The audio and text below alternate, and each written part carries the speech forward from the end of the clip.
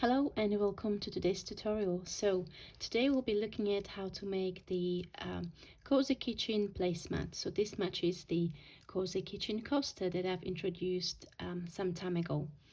So what I did is I played with the increases and the rate of increases a little bit just to make it sit nicer. So if you're happy with how the original pattern worked out, that's perfect. If you feel like the fabric flares up out quite a bit and you would like something that is more manageable, that you might try to follow the pattern today and adjust it to the coaster size. So for my original sample I used 5.5 double-ended Tunisian crochet hook and bulky weight yarn, or I think this is size 5. It is also known as bulky or chunky, or somewhere around the around weight as well.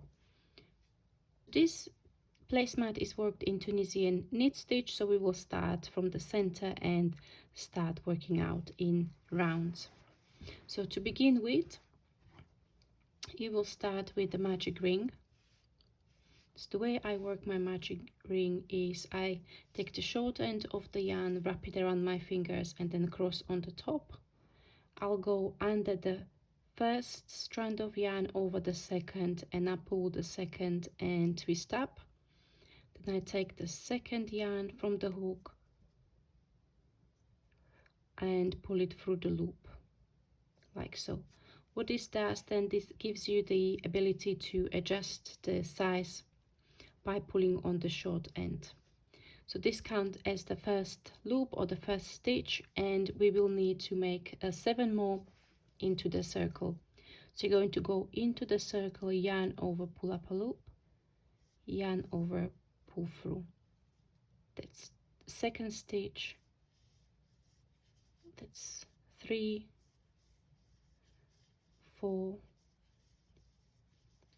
5, 6, 7 and 8. Okay, so if you prefer, you can tighten up the loop slightly.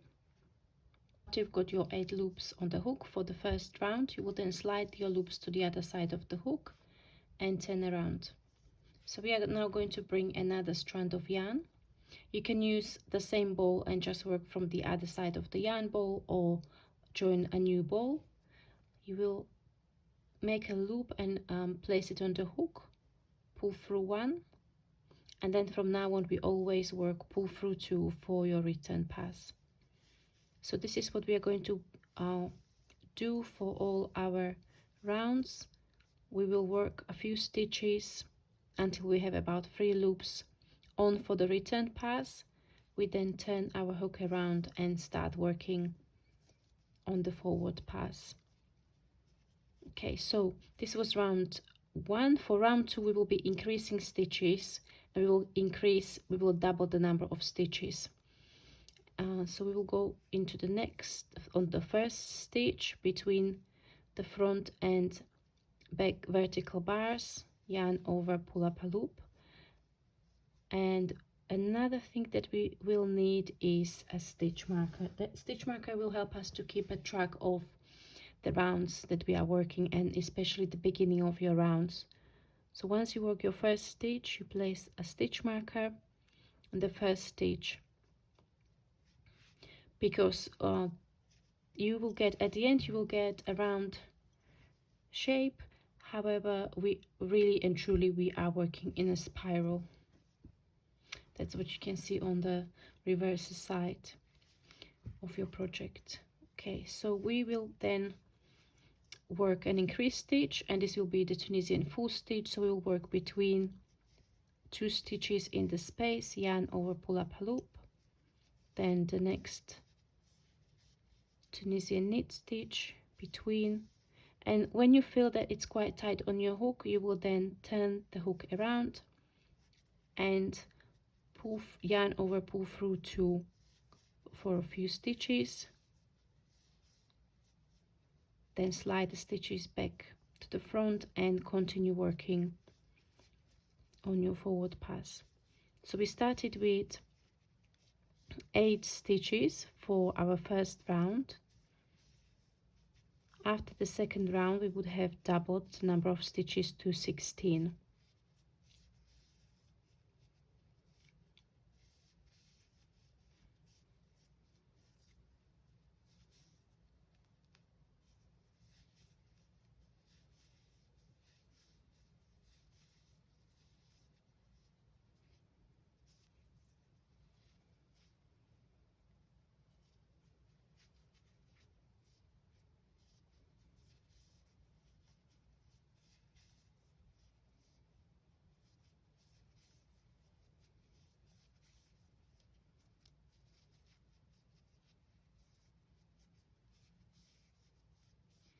Okay, so we're now at the end of round 2. For round 3, you will work the stitches even, so you will maintain the number of stitches on your hook, and you will work 1 Tunisian knit stitch into each stitch in the round below. So I'm going to let you go ahead, work your round number 3, and I'll meet you back for round number 4.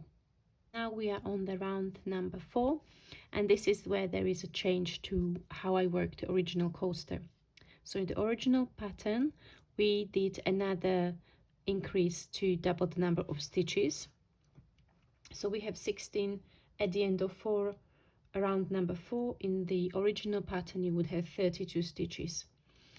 For this new method, which I think worked a little bit better, at least for me, I now increased on every other stitch rather than every stitch. So we had 16 stitches for round number 3, and for round number 4 we would only add 8 additional stitches. So after the round number 4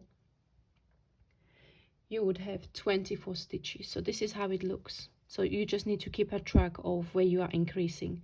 So I would work 2 stitches even, 1 and 2. We move the stitch marker up like so, and then I would increase into the space between stitches, and then 2 stitches even and 1 increase like so. And then you will basically work this around. So at the end of round number 4 you would have 24 stitches. And then now I'm going to walk you through the rest of the pattern, because from here it will be very easy, because now we're just going to be repeating what we've just done. So you would have 24 stitches at the end of round 4. Round 5 would be even, so you would maintain 24 stitches. For round number 6 you would work increase after every stitch. So from 24 stitches you would go to 48, so you would have doubled the number of stitches on round number 6. Rounds number 7 and 8 would be worked even. For round number 9 you would increase on every other stitch. So you would, from row number 6 you would have 48 plus 24, you would have 72 stitches at the end of round number 9.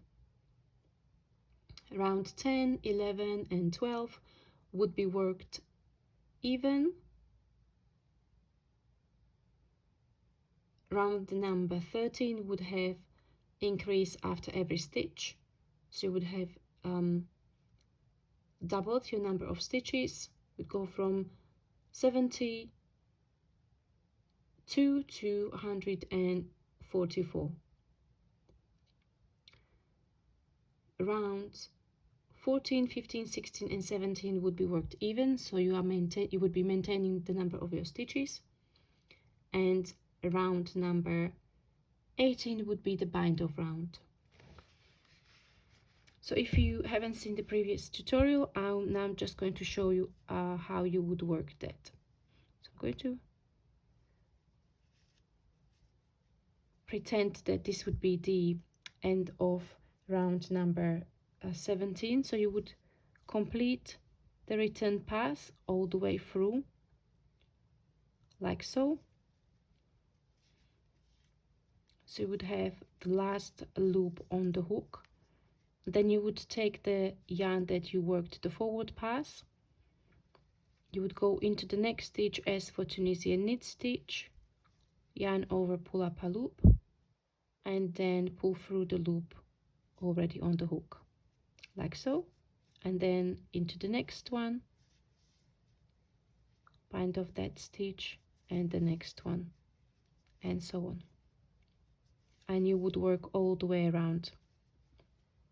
Okay, and once you have worked your bind off, you will then most likely block your project. Here on my first sample, I had this on the blocking mat for about 3 or 4 days. I steamed it a few times, and you can see that the edges are fairly nice. This larger piece, the placemat, I've blocked it, and I've only had it on the blocking mat for about 24 hours, actually less than 24 hours, possibly overnight. So you can see that the edges are still kind of turning. If I didn't have the time constraint, I probably would have left it on the blocking mat for a lot longer. Now, if you would like to kind of make the placemat a little bit more sturdy, you're more than welcome. While it's pinned out on your blocking mat, you can add laundry starch. Thank you very much for watching. I hope you enjoyed this tutorial, and as always, please share, like, comment to spread the Tunisian crochet love, and I'll see you in the next one. Bye bye.